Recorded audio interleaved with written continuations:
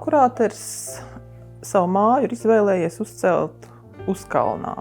Māja ir kā uz skatuves. Māju var redzēt no ielas. Var braukt garām ar autobusu, un tu viņu var labi redzēt. Var nākt ar kājām, tu redzi māju uz kalniņā. Uz skatuves. Par šo vietu akurāters izvēlās tālāk, ka šeit aug uz spriede. Un tā viņam atgādinājusi jaunību, bērnību, jo viņa tēvs bija mežsargs. Man bija kolēģi, kura bija mācījusies franču valodu, un viņa nereti sāks to savu stāstu, apmēram tā, ka Morisam Māterlinkam viņa daļrada ir tieši tāda, tādēļ, ka viņa tēvs bija dārznieks. Savukārt varētu par akurātoru teikt, ka viņa daļrada ir tāda, un arī šī māja ir tāda, tādēļ, ka viņa tēvs bija mežsargs. Un jau no tādas jaunības un bērnības mežs viņam ir tuvs, viņš viņu pazīst. Un šeit esot augusi skaista priede, kuras šobrīd vairs nav, bet tā vietā ir akurātera māja. Un tas, kas mums te ir apkārt, tas ir kaut kas starp dārzu un mežu. Jo akurāters ir izvēlējies savu māju uzbūvēt uz smiltīm. Tā ir smilšu kāpa.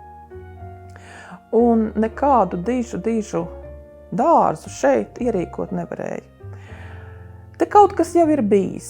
To es īsti nezinu, vai tas ir Šrēdera mūžas kaut kāds veidots, jo te var redzēt, ka koki ir stādīti, kaut kādas rindas, vai tas bija iepriekšējā īpašnieka Rasmus kunga kaut kas darīts, ka te varbūt bija kaut kāds dārzs stādīts. Bet arī tajās bildēs, kas ir no mājas celšanas, var redzēt, ka tas ir kokiem apaudzis uzkalns. Tā kā visticamāk, vai tas jau bija aizaudzis dārzs, vai vienkārši bija sapratuši, ka uz šīs smilšu kalna nekādu milzīgu košumu dārzu, daļdārzu nevar izveidot. Kaut kas, protams, ir darīts. Gar ceļmalu, gar ielas malu ir stādīts dzīvžoks, Kad iebraucamos ceļu ir stādītas lazdas, un tā visticamāk laikam ir bijusi akurātera sievas Marijas Annas iecere to darīt, un tās varbūt ir vislabāk saglabājušās. Ir jasmīni stādīti.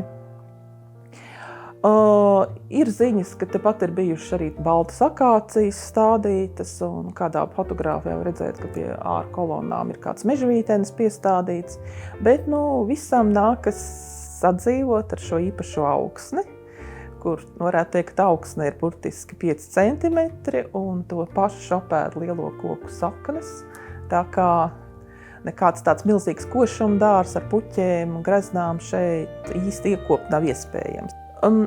Teritorija ir tik, cik liela, kā mums ir no vienas puses ir Ojāra Vācieša iela, un otras puses ir Toņkalna iela. Mēs esam uz stūra. Un šis ir tas uzkalniņš, tā ir arī visa mūsu teritorija. Teritorija vispār māja pieder valsts nekustamiem īpašumiem. Memoriāla muzeja apvienība ir kā nomnieks, lai gan savulaik kultūras ministrija nopirka no akurātera mazdēla Jāņa Viesta Roša šo namu Raņa literatūras mākslas vēstures muzejam darba telpā muzejniekiem. Un 91. gadā sāk izveidot akurātera muzeju. Bet šobrīd tā situācija tāda ir tā kā par lielajiem darbiem atbild valsts nekustamie īpašumi, un viņu strādnieki, mums iet visādi. Cenšamies kaut kā kopīgajiem spēkiem uzturēt, lai vismaz šī skatuve, kas ir redzama no visām pusēm, viņa būtu daudz maz sakopta. Un cenšamies arī kādu puķi, kādu rozi audzināt, un par to īpaši rūpē, jāsaka, paldies Rutai Cimdiņai, kurai mēģina, lai šīs rozes šeit arī uzziedētu. Man patīk, kā māja stāsta par savu saimnieku. Šeit kamīna zālē ir tāda zemnieku it kā goda istaba ar šīm imitētajām sijām, ar šiem koku lukturiem, kur prototipi ir ņemti no brāļu draudžu namiem. Tad zemnieku goda istaba. Savukārt augšā gaišais salons. Gaišais salons ir šis aristokrātiskais salons ar mēbelēm, kas starp citu nākušas no Reņģes mūža savulaik.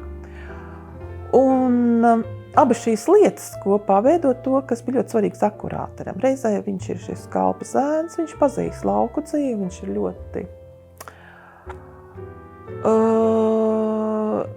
iesaistīts tajā lauku vidē.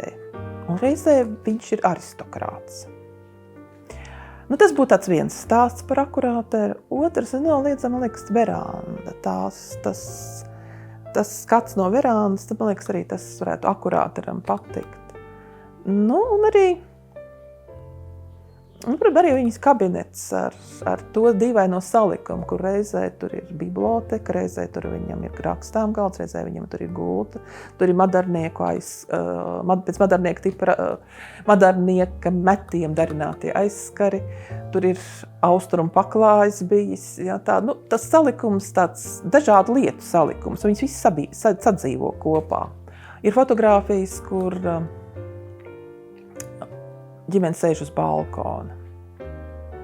Ir stāsti, ka Marijas kundze izmantojas balkonu un sauļojusies visu mūžu.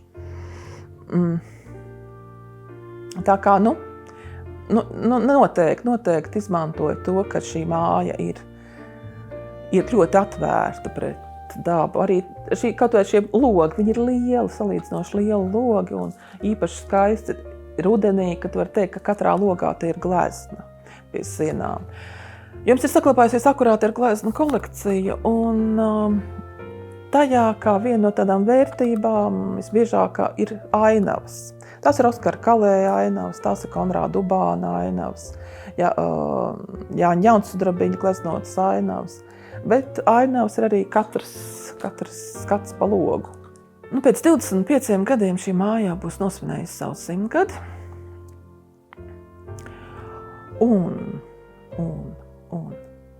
Nu, mēs ceram, ka tad tas būtu kā komplekss, jo šobrīd mēs esam tikuši tik tālu, ka mums ir atjaunot šī māja. Viņa, protams, ir jākop, viņa jāuztur un jāpakrāso, un viss šīs ikdienas rūpes par viņu ir jāveic. Bet mums vēl gaida mūsu dārza māja, kas, paldies Dievam, ir palikusi kadastrā, jo bija jau dažu iestāžu rīkojumi, kad jums tur oriģinālā dārza māja sabruka. Un tad bija rīkojumi, notīriet to vietu un izņemiet no kadastra. Bet, paldies Dievam, kadastrā viņa vēl palikusi. Bet katrā ziņā ir plāns ieceres šo dārza māju atjaunot, vai pat pareizāk sakot, pārbūvēt, uzbūvēt, izbūvēt, kā palīgu telpu, palīgu māju šai mājai. Lai arī tā būtu arī publiska, ar savu publisko daļu. Lai mēs varētu arī rīkot izstādes, jo par akurātoru daļradi varbūt vēl citādākas izstādes, jo šobrīd māja ir skaista ar saviem interjeriem, ar to savu piepildītību, ka viņa dzīvo kā māja. Bet tā kā gaida dārza māja savukārt. Nu, cerams, ka kaut kur būs zelta lietus vai kāds zelta kalns, lai šo ieceru varētu īstenot. Nu, tāpat arī dārs, protams, prasa savu kopšanu. Arī tur varētu būt vēl kāda lapeņa, tur varētu parādīties kādi soli, varbūt kādi dzejas soli vai kādas konstrukcijas ātri uzliekams, noņemamas, kad teātra izrādē vasarā. Nu, tas viss varētu būt, cerams, 25 gados ir kur tapt. Bieži vien, kad šeit atnāk, tad saka, kā ir iespējams Rīgas vidū, gandrīz tā kā tādi lauki. Tā kā mums ir mežs, kur aug sēnes, mēs te sēnes lasām. Nu, lietainākā vasarā, ne tādā brīdī, kā šobrīd, kad viss ir sāk izdegt, bet lietainākos te mums aug arī sēnes aiz. Paiet soļi no trepēm.